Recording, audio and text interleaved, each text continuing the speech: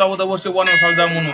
तर त्यांनी त्यांच्या गुरूंना प्रश्न विचारला, वशिष्ठांना, मी राजपुत्र असून मला हा वनवास का आला म्हणून. तर वशिष्ठाने सांगितले की तुमच्या कुंडलीमध्ये शनीची 7.5 चालू आहे. नमस्कार मित्रांनो, मी मारुती काळदाते यामध्ये यूट्यूब चॅनलमध्ये आपल्या सर्वांचं स्वागत करतो. आज आपण राक्षस भुवन या ठिकाणी आहोत. या ठिकाणी महाराष्ट्रातील असंख्य लोक एखादी व्यक्ती मृत्यू पावल्यानंतर त्याचा दहावा करत असतो आपण. तर दहाव्यासाठी महाराष्ट्रातील असंख्य लोक या शनी मंदिराच्या परिसरामध्ये येऊन दहाव्याचा कार्यक्रम करत असतात.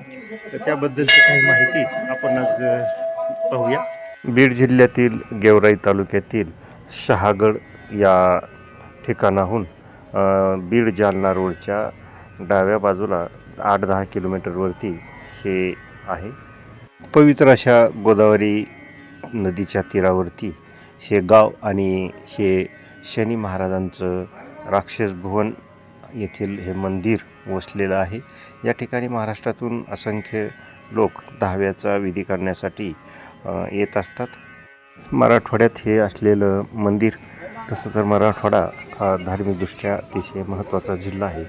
महाराष्ट्रातल्या अनेक जिल्ह्यांमधून लोक या ठिकाणी येत असतात आणि इथला विधी उरकल्यानंतर या शनी महाराजांचं दर्शन घेत असतात. तर आपण या मंदिराविषयी इथल्या पुजाऱ्याकडून काही जाणून घेण्याचा प्रयत्न करू. पाहूया काय सांगतायत ते. माझं नाव संतोष विजयकुमार काटवटे, श्री क्षेत्र राक्षस भुवन शनी मंदिरचे मुख्य पुजारी. या ठिकाणी जे शनी मंदिर आहे 3.5 पीठापैकी जे काही आहे ते प्रथम क्रमांकाचं पीठ आहे राक्षस भुवन.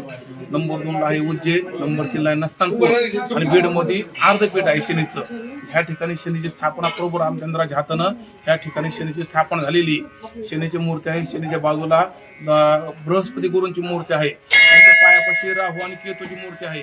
मंदेश्वराच्या मंदिरामध्ये बुध आणि शुक्र आणि सूर्यचंद्र प्रत्यक्षामध्ये अशी नवग्रहांची स्थापना या ठिकाणी झालेली आहे. सांगितलं की शनीची स्थापना प्रभू रामचंद्राच्या हातानं झालेली. रामाला ज्यावेळेस म्हणजे चालू नावानं तूळ रास होती, जन्म नावानं कर्क रास होती. रामाच्या आईने त्यांना शाप दिलता की तुम्ही 14 वर्ष वनवासाला जा म्हणून. तर त्यांनी त्यांच्या गुरूंना प्रश्न विचारला, वशिष्ठांना, मी राजपुत्र असून मला हा वनवास का आला म्हणून. तर वशिष्ठाने सांगितले की तुमच्या कुंडलीमध्ये शनीची 7.5 चालू आहे.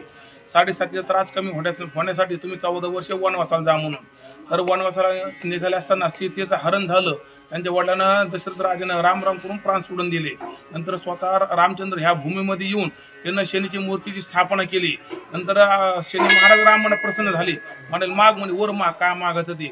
तर रामानं शनीकडून वचन मागून घेतलं, जो कोणी जातो त्या तुमच्या भूमीमध्ये दर्शन करेन, शनीला अभिषेक करेन किंवा विधिवत शनी शांती, काळ सर्व शांती, नवग्रह शांती किंवा पितृदोष किंवा अशा काही प्रकारच्या पूजा आहेत, जे काही पूजा करेन तर त्या जातकाला त्या कर्माचं फळ मिळालंच पाहिजे असं शनीकडून रामानं वचन घेतलेले. त्याच्यामुळे ही म्हणजे वरदायी भूमी आहे. म्हणून लोक इथे दहावा करायला येतात का? त्याच्यामुळे या ठिकाणी पूजाला आणि दशक्रिया विधीला या ठिकाणी विशेष आता महत्व आहे. ओके, धन्यवाद.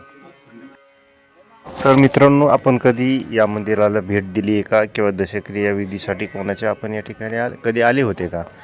तर या ठिकाणी प्रचंड अशी वाळू या नदीमध्ये आहे. महाराष्ट्रातल्या अनेक जिल्ह्यात इथली वाळू बांधकामासाठी वापरली जाते. तर मित्रांनो, हा व्हिडिओ आपल्याला जर आवडला असेल तर माझ्या मारुती काळदाते या यूट्यूब चॅनलला सबस्क्राईब करा. हे आपण पाहतोय हे गोदावरी नदीचं पात्र आहे आणि या पात्रामधलं हे पाणी आणि इथली ही वाळू. तर नमस्कार मित्रांनो, धन्यवाद.